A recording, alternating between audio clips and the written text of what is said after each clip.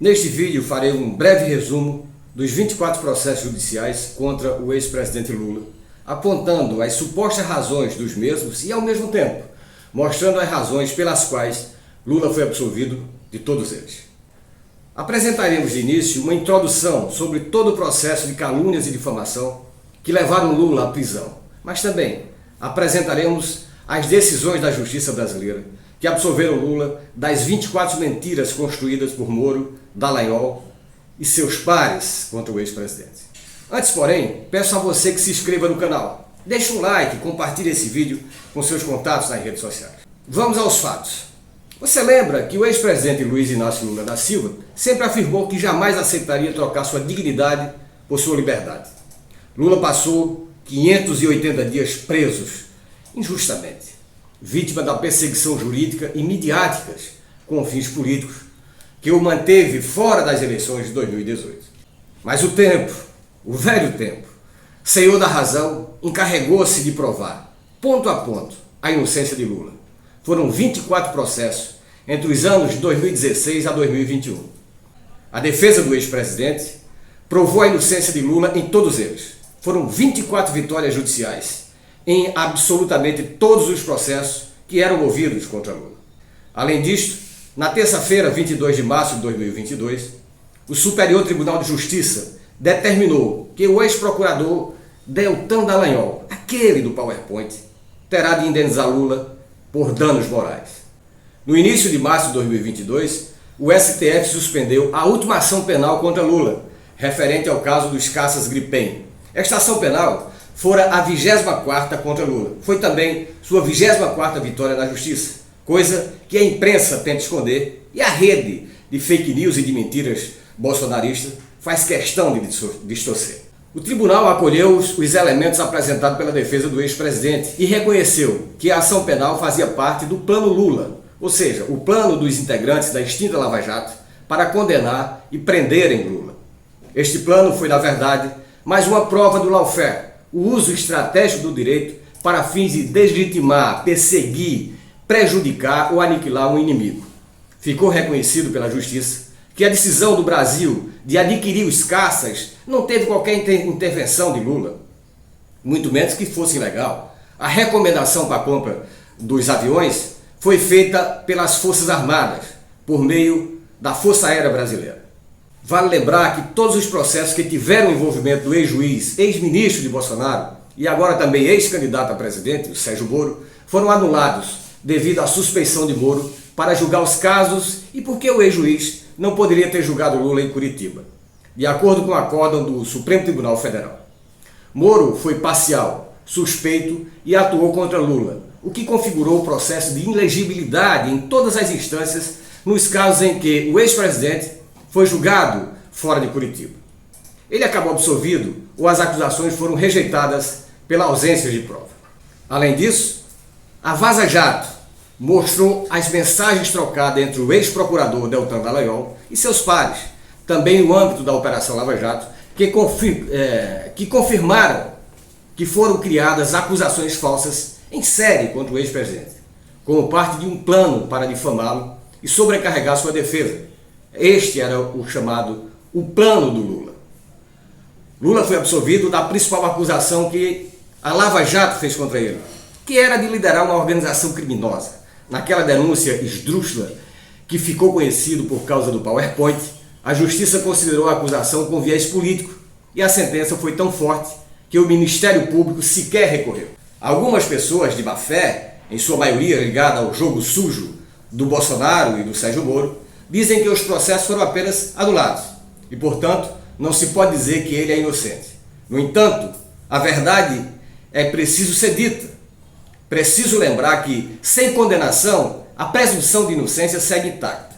Os processos não foram anulados por meras questões técnicas, mas porque o juiz foi considerado parcial e todo o processo viciado, o que é gravíssimo, e por isso todo ele foi anulado. Durante o processo da Lava Jato, foi feita uma devassa da vida de Lula e de sua família.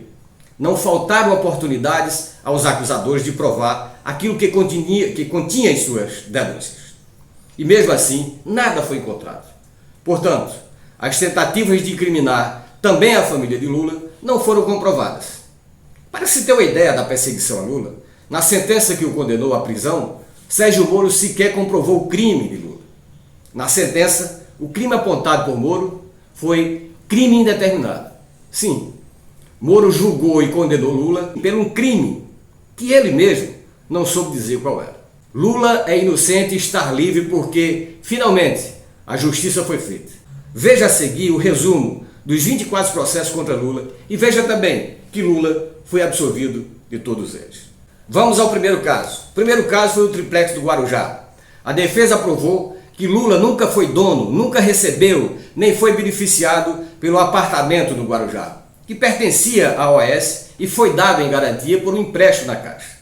Vitória, caso anulado pelo STF em 2 decisões, restabelecendo a inocência de Lula. Segundo caso, o sítio de Atibaia. A defesa provou que Lula nunca recebeu dinheiro da Odebrecht para pagar reforma no sítio, que também nunca foi dele. A transferência de R$700 mil da Odebrecht, alegada na denúncia, foi na realidade feita para um diretor da empresa, não para obras no sítio. Vitória, caso anulado pelo STF, restabelecendo a inocência de Lula. Terceiro, tentativa de reabrir o caso do sítio de Atibaia. A defesa provou que não é possível reabrir a ação penal contra Lula pelas reformas no sítio, que jamais pertenceu a ele. A juíza da 12ª Vara Federal de Brasília acolheu os argumentos da defesa e rejeitou o pedido do Procurador da República, Frederico Paiva, de abrir uma nova ação penal em relação ao caso perante a Justiça Federal de Brasília, para onde os autos foram remetidos após decisão do STF, que anulou o processo originado na Vara Federal de Curitiba, que era comandada por Sérgio Moro, e deste caso foi mais uma vitória de Lula. A decisão mantida e Lula inocentado. Quarto caso, o caso do terreno do Instituto Lula. A defesa de Lula provou que o Instituto nunca recebeu doação de terreno, ao contrário do que diz a denúncia da Lava Jato, e sempre funcionou em sede própria. Vitória, caso anulado pelo STF. Quinto processo, caso das doações para o Instituto Lula. A defesa mais uma vez provou que as doações de pessoas físicas de mais de 40 empresas brasileiras e de outros países para o Instituto, entre 2011 e 2015, foram todas legais, declaradas à Receita Federal e jamais constituíram qualquer tipo de propina ou caixa 2. Neste caso, mais uma vitória, caso anulado pelo STF. Sexto processo, caso do quadrilhão do PT. Esta é mais grave e a mais irresponsável de todas as acusações falsas feitas contra Lula, a de que ele seria o chefe de uma organização criminosa constituída para drenar recursos da Petrobras e de outras empresas públicas. A 12ª Vara da Justiça Federal de Brasília arquivou a denúncia por verificar que o Ministério Público Federal fez a gravíssima acusação sem ter apontado nenhum crime, nenhum ato ilegal ou de corrupção que tivesse sido praticado por Lula, seus ex-ministros ou por dirigentes do partido que foram acusados. O juiz afirmou que a denúncia simplesmente era uma tentativa de criminalizar a atividade política. Neste caso, mais uma vitória, caso encerrado e Lula absolvido. Sétimo processo, o chamado quadrilhão do PT 2. Uma segunda denúncia do mesmo sentido da anterior foi simplesmente rejeitada pela 12ª Vara da Justiça Federal de Brasília. Caso encerrado e arquivado e Lula inocentado. Oitavo processo, o caso Delcídio, por obstrução de justiça.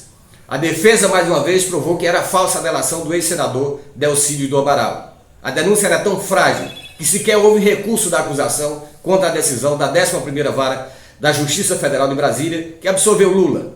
Mais uma vitória, caso encerrado e Lula absolvido. Nono processo, caso das palestras de Lula. O inquérito aberto na Vara Federal de Sérgio Moro, em dezembro de 2015, com o objetivo de acusar Lula de ter simulado a realização de palestras, em outra face da Lava Jato. A defesa provou, por meio de vídeos, gravações, fotografias e notícias, a realização de todas as 72 palestras de Lula, organizadas pela empresa LILS, entre 2011 e 2015. A Polícia Federal e o Ministério Público, a Força Tarefa, tiveram de reconhecer que as palestras foram realizadas sem qualquer ilicitude ou simulação. A legalidade das palestras teve de ser reconhecida em decisão da juíza substituta de Moro, a Gabriela Ardat. O caso foi encerrado, reconhecendo-se a inocência do ex-presidente Lula. 10º processo, o caso da Lei de Segurança Nacional. Já na condição de ministro da Justiça, Sérgio Moro requisitou à Polícia Federal a abertura de inquérito contra Lula, com base na Lei de Segurança Nacional do tempo da ditadura militar. Lula foi intimado e prestou depoimento à Polícia Federal. O inquérito foi sumariamente arquivado pela 15ª Vara Federal Criminal de Brasília. Caso arquivado e novamente Lula foi inocentado. 11º processo, o caso do filho de Lula. A defesa demonstrou que eram falsas acusações do Ministério Público contra Luiz Cláudio Lula da Silva, o Lulinha, pela atuação de sua empresa de eventos esportivos. A denúncia foi rejeitada pela 6ª Vara Federal Criminal de São Paulo. Caso encerrado e o ex-presidente inocentado. 12º processo, o caso do irmão de Lula. A defesa demonstrou que não havia ilegalidade, fraude ou favorecimento nos serviços que Frei Chico, um dos irmãos de Lula, prestou ao Odebrecht em negociações sindicais desde antes do presidente ser eleito. A 7ª Vara Federal Criminal de São Paulo rejeitou a denúncia falsa. 13º processo, caso do sobrinho de Lula.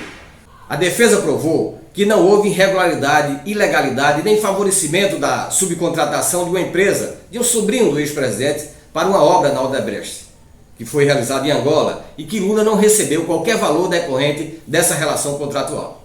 O Tribunal Regional Federal da Primeira Região trancou o caso porque a denúncia era inepta, sem condições mínimas para ser processado. O caso foi encerrado, arquivado e Lula absolvido. 14º processo, o caso da invasão do triplex. A 6ª Vara Federal Criminal de Santos rejeitou a denúncia do Ministério Público referente aos protestos que integrantes do Movimento dos Trabalhadores Sem Teto fizeram contra a condenação injusta de Lula no triplex do Guarujá, em abril de 2018. Mais uma vitória de Lula, caso encerrado e o ex-presidente inocentado. 15º processo, o caso Carta Capital. Procedimento de investigação encaminhado à Justiça Federal de São Paulo, em mais uma farsa, a Lava Jato tentou caracterizar como ilegais contratos de patrocínio da Odebrecht com a revista Carta Capital. A própria Polícia Federal pediu arquivamento. O caso foi encerrado e Lula foi inocentado. 16º processo, o caso da MP 471. Lula foi acusado de ter recebido contrapartida em virtude da edição da medida provisória 471, que prorrogou incentivos à indústria automobilística. Depois de longa tramitação, o próprio Ministério Público Federal pediu a absolvição de Lula. O juiz da 10ª Vara Federal de Brasília absolveu Lula, destacando que não havia justa causa para manter a ação. O caso foi encerrado e o ex-presidente, mais uma vez, inocentado. O 17º processo, caso Guiné. Lula foi acusado da prática de crimes de tráfico internacional de influência e de lavagem de dinheiro em virtude de o Instituto Lula ter recebido uma doação oficial de uma empresa brasileira que atua há muito tempo na Guiné Equatorial. Depois de longa tramitação, o Tribunal Regional Federal da Terceira Região trancou a ação penal em habeas corpus impetrado pela defesa de Lula, reconhecendo que não havia elementos mínimos sequer à justificativa de sua tramitação.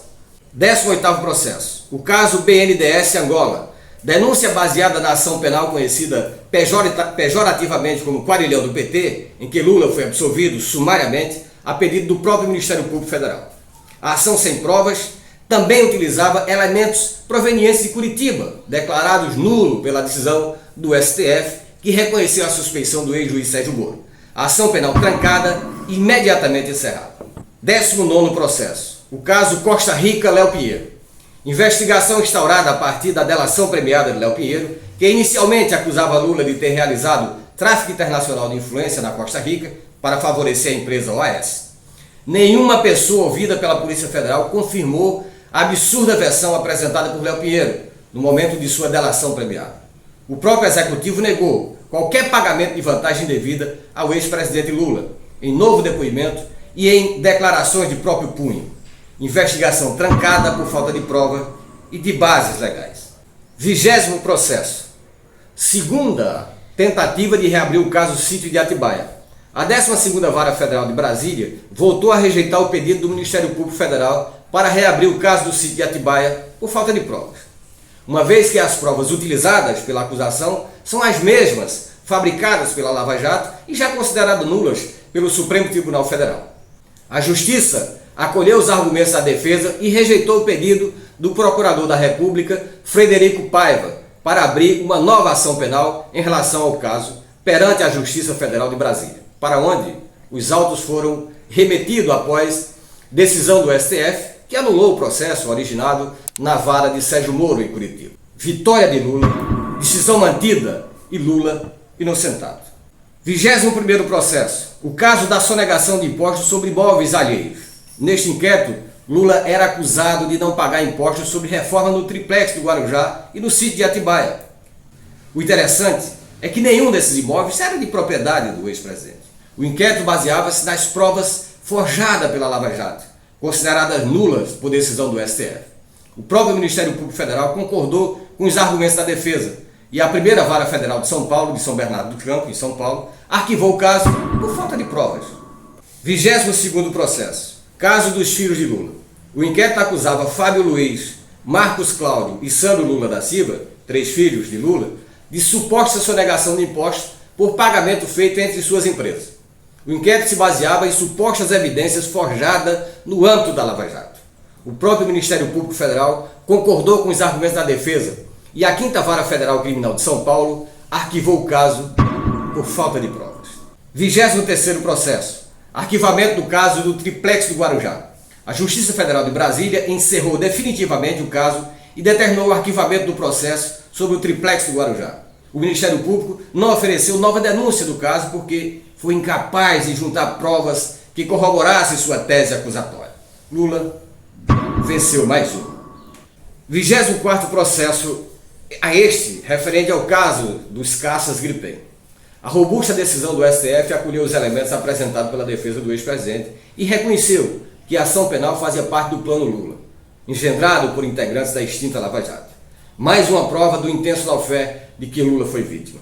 A recomendação para a compra das aeronaves para a Força Aérea Brasileira foi da própria Forças Armadas, por meio da FAB, em um parecer que garantia que Lula não interferiu em nenhum momento na compra dos caças para a Força Aérea Brasileira.